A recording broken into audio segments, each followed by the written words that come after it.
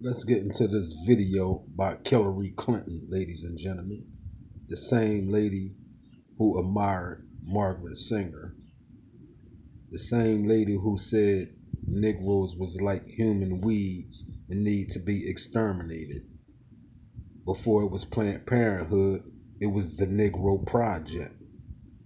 And like I said, ladies and gentlemen, you can do the research on that. And another thing, why is she coming at Clarence Thomas,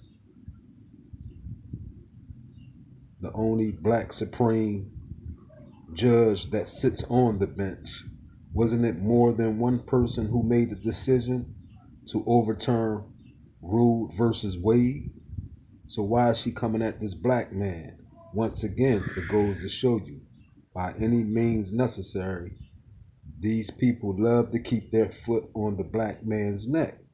Doesn't matter what position he's in. He can be working at a fast food restaurant, and as we can see, he's the supreme judge.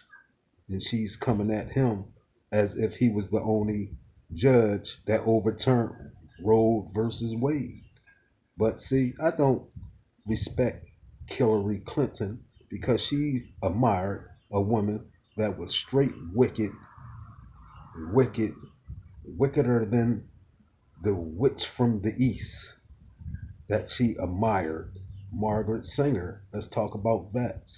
The Negro Project to exterminate black folks. So no, I'm not buying into your wickedness, Hillary Clinton. And the rest of y'all need to wake up and smell the coffee. She's not your friend. She never was your friend. Let's get into the video. I went to law school with him. He's been a person of grievance for as long as I've known him. Resentment, grievance, anger. And he has signaled in the past to lower courts, to state legislatures, find cases, pass laws, get them up. I may not win the first, the second, or the third time, but we're going to keep at it. So you're saying people pay attention to Yes, this? the people he is speaking to, which are the, right-wing, very conservative judges and justices and state legislatures. And the thing that there's so many things about it that are deeply distressing, but women are going to die, Gail. Now, she said women are going to die. But wasn't that your plan with your role model, Margaret Sanger? To exterminate black folks, which original plan was to exterminate the black woman who carries the baby in her womb? Wasn't that your plan back then when you admired this wicked witch from the east? Hillary Clinton? Yeah, Hillary Clinton. And there's going to be a lot of black folks still out there on her side because they don't know their history of this old wicked beast. And that's what she is, a wicked beast.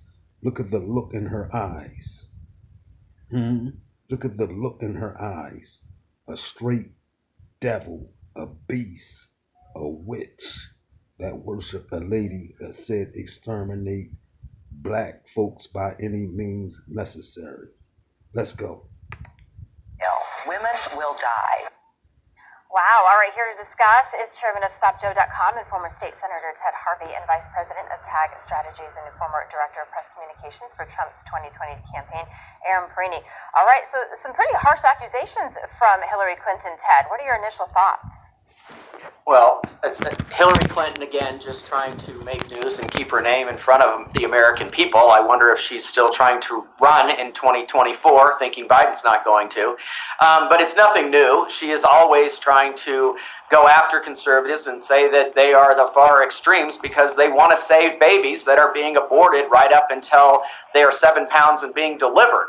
The conservatives are not the radical people in the United States. It's the leftists that are the radicals in this country, that they want to kill unborn babies and they want to sell their body parts. That's what is radical. Trying to save those kids is not radical, but to Hillary Clinton it is.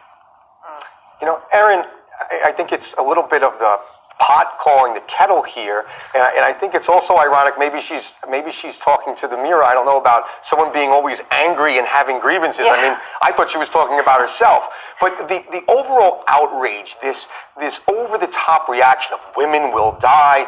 I think we're also seeing a lot of this, ironically, from activists in New York City, in Los Angeles, in Philadelphia, where the law is not going to change at all. You know, have you noticed that most of the outrage is coming from major cities where liberals are not going to have a change to their abortion policy at all? Have you noticed any of that? Oh, absolutely. You see time and again where there's this call for emotion and outrage and this verboseness that people are going to die. The United States already has a very high mortality rate for pregnant women, and that is with Roe as it was previously. So this is something the country has unfortunately not taken the steps to address in a more meaningful manner for women in the United States, abortion aside from that. But you see these cities, to your point, like New York, like Los Angeles, where their laws are not going to change whatsoever, and they are talking about the death of women. Here is something that the Democrats don't want to talk about. There is a death in an abortion, and it is the death of a child. That is a being intrinsic in value within itself that they do not want to have a discussion about. So while they may try to use hysterics and fear-mongering, we need to remember the reality that this is a child that should have intrinsic value and rights within itself. And what the Supreme Court did was the correct thing to say, that states, not the judicial branch, but state legislators should create law about that itself. And so the fear-mongering will continue, but it's not based in reality. Yeah.